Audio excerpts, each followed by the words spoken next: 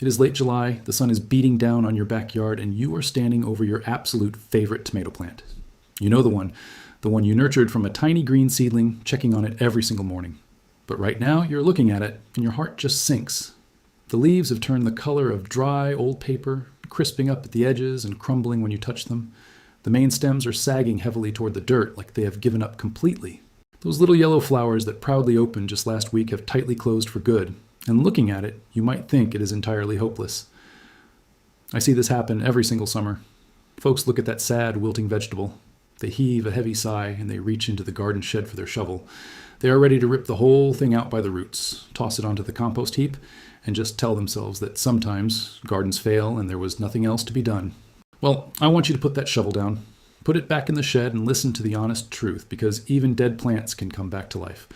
That tomato plant, or that pepper plant, or whatever it is you are ready to give up on, is not finished. It is not actually dying of some mysterious disease or incurable blight. Most of the time, that plant is simply starving to death. It has completely run out of one or two very specific nutrients, and the tired soil around its roots just cannot provide them anymore.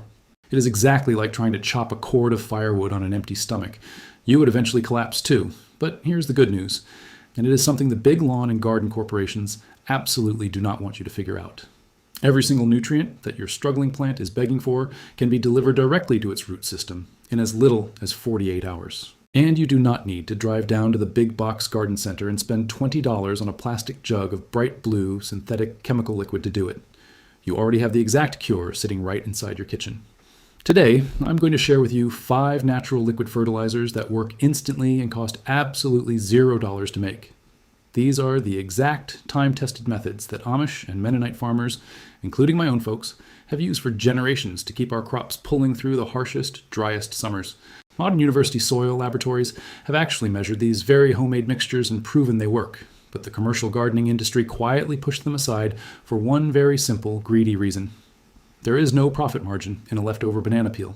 You cannot file a corporate patent on an onion skin or charge a monthly subscription for kitchen scraps. These 5 natural tonics work faster than anything sold in a shiny foil bag. And today, you're going to learn exactly how to make them, what each one does for the soil, and the dangerous garden-ruining mistakes most folks make when they try this for the first time. So, pull up a chair, grab a notepad, and let us bring that garden back to life. Let us start with something I guarantee you threw away this very week. The golden elixir of onion peels. I want you to ask yourself a question before you chop up another onion for tonight's soup. Which part of that onion actually holds more potassium? Is it the heavy, white, fleshy bulb that goes into your cooking pot? Or is it the dry, papery brown skin that gets peeled off and tossed directly into the garbage can? The honest truth surprises almost everyone. It is the skin. We have been told our whole lives that the outer layers are just trash, but those dry husks carry one of the most highly concentrated doses of potassium, calcium, magnesium, and iron you can find anywhere in your kitchen. They also carry a very specific, powerful compound called quercetin. Now, you might have heard doctors talk about quercetin when they discuss human heart health. It is the exact same compound that makes apples and blueberries so good for you. But inside a plant, quercetin does incredibly protective work. It acts like a tough shield, protecting the delicate green leaves from the harsh, scorching summer sun. It actively slows down the spread of fungal infections, and it steadies the plant's internal chemistry when a sudden heat wave or an unexpected cold snap rolls through your county. Now, here is where the story gets interesting, and this is the exact moment most home gardeners make a fatal wrong turn. They hear about how good onion peels are, so they take a handful of skins and dig them straight into the dry soil around their wilting plant, expecting them to decompose and feed the roots. I'm telling you right now that method works, but it takes weeks. The vital nutrients stay locked tightly inside those dry fibers, while the plant above ground continues to starve and wilt. By the time those skins finally break down in the dirt, your plant is already dead and gone. The real trick is water. It comes down to a simple truth most of us learned in grade school and forgot by adulthood. Water pulls things out of plant tissue. Think about how a tea bag releases all its rich color and flavor the second it hits a hot cup. An onion skin does the exact same thing, releasing its hidden minerals into a jar of water. Here is exactly what I want you to do. Take a good handful of dry brown onion skins, drop them into a simple 1-quart glass canning jar, and fill it right to the brim with cool water straight from your tap. That is the entire setup. Nothing fancy, no expensive equipment. Leave that jar sitting right on your kitchen counter at normal room temperature for 24 to 48 hours. Within a single day, you will see the water darken into the color of weak tea. By the second day, it will turn a beautiful shade of deep, dark amber, Let me tell you that color is not a coincidence, and it is not dirt. That amber shade is pure potassium, magnesium, calcium, and quercetin physically leaving the plant tissue and dissolving completely into the liquid.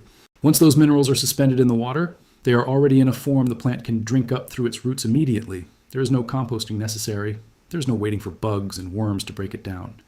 When you take that jar outside and pour that amber liquid right at the base of a yellowing tomato plant, or around a pepper plant that has completely stopped setting fruit, it begins to work within days. You will watch the stems physically thicken up. The brand new leaves will come in a much deeper, richer shade of green. Flower production will pick right back up within a week. And here is the quiet detail most modern gardening books leave out. The planta's own natural immune system starts fighting harder. That quercetin helps switch the planta's defenses back on. Stem rot slows down. Seedling wilt just fades away. The plants that you would have been pulling out by the weekend are instead still standing strong and producing food for your family at the very end of the season. I will tell you the part nobody on television ever says out loud. No big fertilizer company in North America can ever build a profitable business around onion peel tea. There's absolutely no way for them to package it, no fancy patent to file, and no premium shelf space to sell at the hardware store. That is the real reason this old farmer US method disappeared from mainstream gardening advice over the last 70 years. It is not because the expensive blue crystals in the plastic bags work any better. It is simply because those chemical crystals can be printed with a corporate logo and sold to you for $9 a box, over and over again. Onion peel tea feeds your plant directly, and it costs you nothing. Now, while that onion peel tea feeds the plant directly, the next ingredient I want to talk about does not actually feed the plant at all. It feeds something far more important. It feeds the billions of invisible workers living in the top inch of every garden bed, and that changes absolutely everything about how your plants grow. I call this the ancient secret of fermented rice water. Think about this for a moment. What if I told you that the cloudy water you pour down the sink, drain every single evening, the water left over from rinsing a simple pot of uncooked rice, turns out to be one of the most powerful soil treatments ever studied under a microscope? It sounds like a tall tale, or maybe a bit of an exaggeration, but I assure you, it is not. When you wash rice, that water carries off starches, B vitamins, and small amounts of iron and zinc. Now, fresh from the pot, it is already mildly useful to the garden. But the real transformation, the true magic, begins a few days later, after that water has been left sitting at room temperature in a loosely covered glass jar. If you leave it for 3 to 5 days, the liquid takes on a faintly sour smell, exactly like the very first hint of a good sourdough starter. Most folks would smell that, assume it has gone bad, and pour it straight down the drain. Doing that would be throwing away the absolute most valuable part. That sour smell is the undeniable signature of a microbial bloom. Wild yeasts and lactic acid bacteria have moved in from the air and completely taken over the liquid. This is where the research of a Japanese agricultural scientist named Dr. Teruo Higa becomes incredibly important to us home gardeners. Back in the 1980s, Dr. Higa introduced the concept of effective microorganisms. His life's work showed that certain beneficial microbes, when added to tired, depleted dirt, could bring that soil back to life in a matter of weeks. His formulas are now used on massive farms all over the world. But here's the beautiful truth. The exact same microbes at the heart of those expensive commercial formulas are the ones that appear naturally in your fermented rice water, for completely free with absolutely no shipping cost. Here is what actually happens underground when you apply this liquid to your garden bed. The bacteria and yeasts in the water meet the microbes already living around your plant roots. The heavy starches and sugars in the rice water act as an absolute feast. The soil microbiome wakes up, multiplies rapidly, and gets straight to work. This is the moment where the whole idea clicks for most gardeners. The rice water does not feed the plant. It builds the plant-to-us support system. It is the exact difference between handing a starving man a single meal and handing him a fully working kitchen. Food runs out, but a working kitchen keeps producing meals day after day. But right here is where we need to have a serious talk about safety, because this is the single most common mistake nearly every first-time user makes. Listen to me carefully on this. You must never pour fermented rice water directly onto your plants, straight out of the jar. That sour liquid is highly acidic at this stage. If you pour it on undiluted, that acidity is strong enough to irritate tender roots, and it will burn young, delicate seedlings beyond recovery. You must follow the rule of dilution. You take 1 part of your fermented rice water and you mix it with 10 parts of plain, clean tap water before a single drop touches your garden soil. Diluted correctly, it is gentle enough to apply every single week throughout the entire growing season. When you smell that sour tang, you know the life is in there, but you have to respect it. You dilute it, you pour it onto the soil, and you watch your dirt wake up and start working for you again. Now, rice water wakes up the life of the soil. But a plant that is already collapsing today does not have time to wait for the soil to rebuild itself. That plant needs food it can drink before the sun sets, which is exactly why this next method exists. I call this the rebirth from the fallen vegetable scrap digestate. Every single refrigerator in America has one. You know exactly what I'm talking about. That forgotten tomato sitting at the very bottom of the crisper drawer. The head of lettuce that wilted before anyone got around to making a salad. The bruised cucumber pushed all the way to the back of the shelf. For most households, these scraps end up straight in the trash, or at best, tossed into a compost bin that will not produce any usable material for another 6 months. But for a gardener who knows the old ways, those exact same scraps are the fastest acting nitrogen source that can possibly be made at home. The science behind this dates all the way back to the 1840s, to a German chemist named Justus von Liebig. He was one of the founding fathers of modern agriculture, and he proved something that completely changed the way old-time farmers thought about their soil. He showed that a plant U.S. growth is not determined by the nutrients it has plenty of. It is determined by the one single nutrient the plant has the absolute least of. We call this the law of the minimum. Picture a wooden water barrel made of staves of different heights. The water inside that barrel can only rise as high as the shortest wooden stave. It does not matter how tall all the rest of the pieces are. That one short piece caps the whole barrel. Plants work the exact same way. If your tomato has generous potassium and plenty of phosphorus, but not quite enough nitrogen, its growth stops cold right at the nitrogen line, no matter how rich the rest of your soil might be. And let me tell you, in nearly every American backyard garden, nitrogen is the single most common missing stave. Green kitchen scraps are packed with nitrogen. Overripe tomatoes, soft peppers, wilted spinach, bruised kale, old cucumbers, all of them are just pure nitrogen in disguise. Here is how you unlock it. You take those scraps and you crush them down into a simple 5-gallon bucket. You cover them completely with water, and you weight them down with a heavy dinner plate just to keep them submerged. Then, you leave that bucket to ferment for about 2 weeks. Bacteria in the water will break the plant cells apart. The nitrogen locked inside the tissue gets released and pulled directly into the liquid in a process called nitrogen mineralization. In water, it happens far faster than it ever would in a dry compost pile. When it is done, the finished liquid is not pretty, it is dark, it is cloudy, and it is strong smelling. Anyone who has ever walked past a working compost tea barrel in late summer knows that earthy, pungent, unmistakable scent. But that smell is your absolute proof that it is ready to work. Now, listen to me very closely, because here comes the safety warning. This specific mistake burns more gardens to the ground every single summer than any other. Many folks get excited by the results, and they try to apply this liquid directly onto the leaves as a foliar spray, or they pour it onto the dirt straight from the bucket, completely undiluted. Doing either of those things is an absolute disaster. This liquid is strong enough to scorch your green leaves right on contact, and undiluted, it will burn the microscopic root hairs of your plant beyond recovery. You must dilute it. You take 1 part of your scrap liquid and you mix it with 30 parts of fresh water. You apply it gently to the soil, right at the base of the plant, at the root zone. Never make it stronger and never put it on the leaves. When you do it right, the change is visible within 4 to 6 days. Pale, tired leaves will deepen 2 full shades of green. New shoots will push out where none were growing before. A plant that looked finished on Monday will be setting brand new flowers by Saturday. The nutrients you need are not scarce. You're just sending them to the landfill instead of to your garden bed. Now, nitrogen solves the immediate hunger problem. But let us be honest, most collapsing plants are not just missing one single nutrient. Usually, by the time they look like they are dying, they are missing 5 or 6 different things at once, in varying amounts, all at the exact same time. For that kind of massive rescue mission, a single ingredient just is not enough. The garden needs a full recipe. I call this the full spectrum kitchen cocktail. If every struggling plant has a slightly different combination of deficiencies, what if there was one single mixture, built entirely from items most households throw away every single morning before breakfast, that covered almost all of those missing nutrients at once? Well, that mixture exists. It comes together like an old family recipe, with each specific ingredient doing a very specific job. And understanding what each one actually does is the exact difference between a half-working tonic and a true cure that can save a plant overnight. We start with 3 familiar items pulled right from the breakfast table. First, banana peels. They provide a massive dose of potassium, which is the mineral that drives flowering, fruiting, and the plant US ability to move water through its own cells. If a tomato plant is short on potassium, it produces small, watery fruits with thin skins that split wide open right as they ripen. Second, we add eggshells, washed and finely crushed. These provide calcium carbonate, which is the foundational building block of plant cell walls. Calcium deficiency is the direct cause behind one of the most frustrating sights in any tomato garden, that ugly, black, sunken patch at the bottom of an otherwise beautiful red fruit, known as blossom end rot. Third, we add used coffee grounds. Now, I'm talking about the kind left over in the filter basket after you brew your morning pot.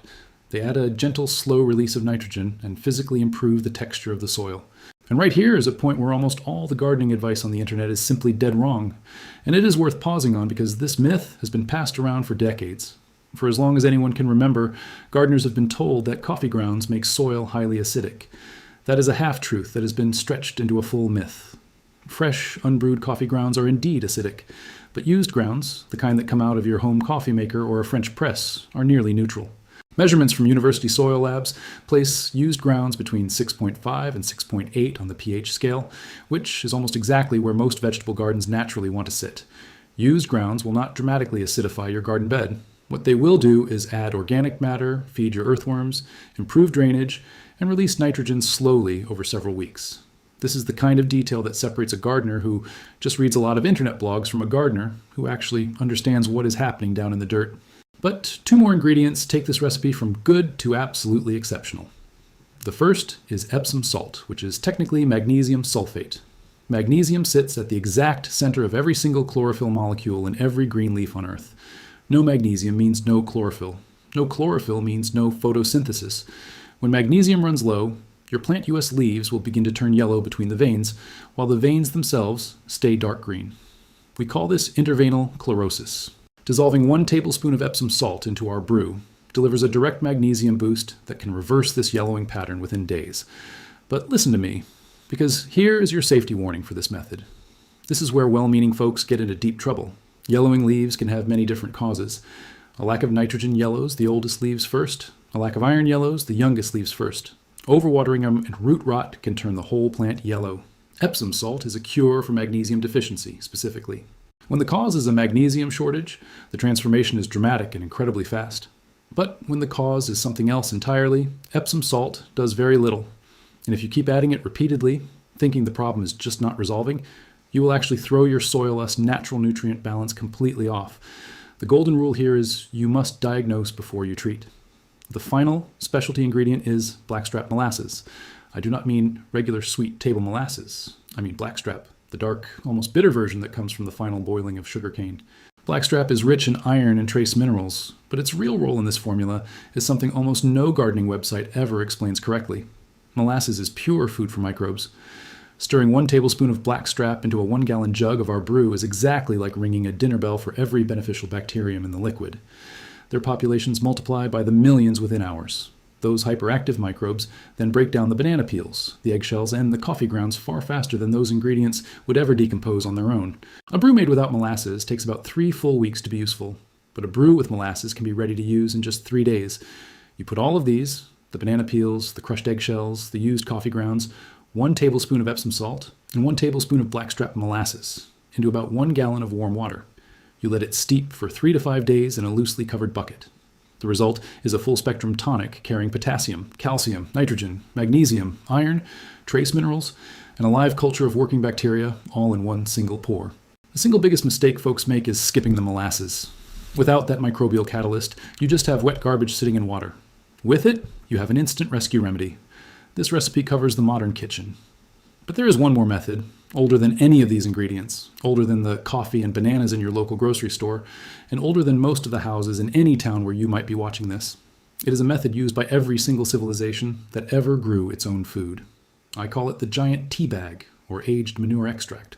Before the year 1913, synthetic fertilizers simply did not exist. Every farm on Earth, from the rolling hills of Iowa to the countryside of Ireland, ran on the exact same 2 inputs, animal manure and compost.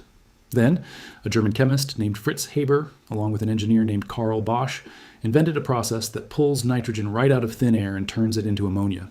That invention, now called the Haber-Bosch process, is often credited with feeding half the human population alive today. But it is also quietly the process that stripped the absolute life out of our cropland across most of the industrialized world over the following 100 years. That is the trade-off almost no one explains in a modern gardening book.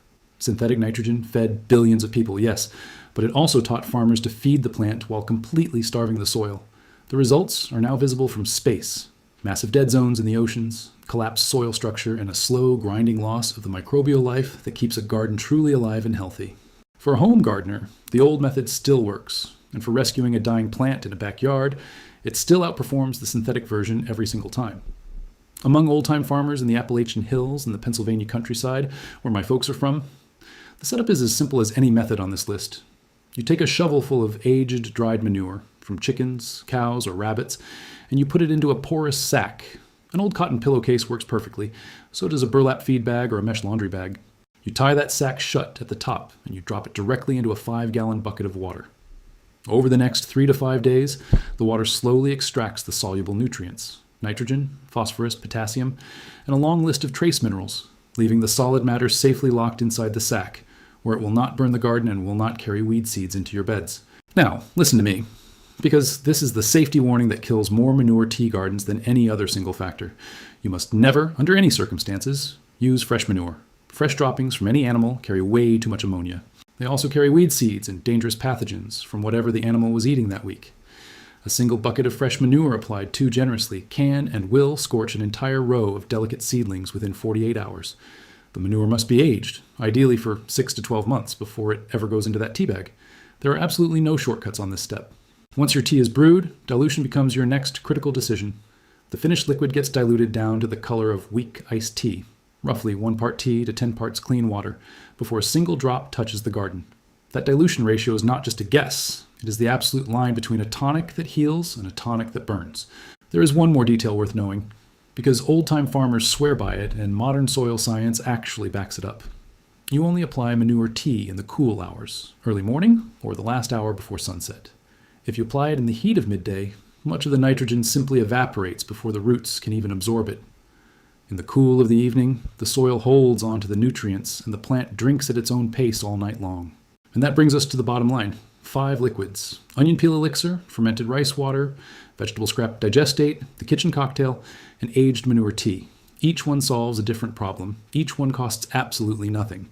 And each one begins to work within a week, and sometimes inside of just 2 days. The things most folks call waste in a modern kitchen are, in almost every single case, the exact inputs your garden needs to come back to life. A gardener who understands this has access to a supply of fertilizer that will never run out, never raise its price, and never carry a hazardous chemical warning label. You stop paying corporations for things you do not need, and you take back control of your own land and your own home. So, here is your homework for the week. I want you to take action today. Get yourself a simple quart jar, save your dry brown onion skins from tonight's dinner, and fill that jar with tap water. Leave it right on your kitchen counter. In 48 hours, I want you to go outside and pour the amber liquid on the absolute saddest looking plant in your yard. Once you do that, come back here and leave me a comment telling me exactly how that plant looks next week. I read every single comment you leave, and I want to hear your success stories. Next week, we are going to talk about something just as important. I'm going to show you how to keep pests off your cabbages and tomatoes without a single drop of toxic chemical spray. Until then, remember folks, waste nothing, depend on no one, and keep your hands in the dirt. God bless.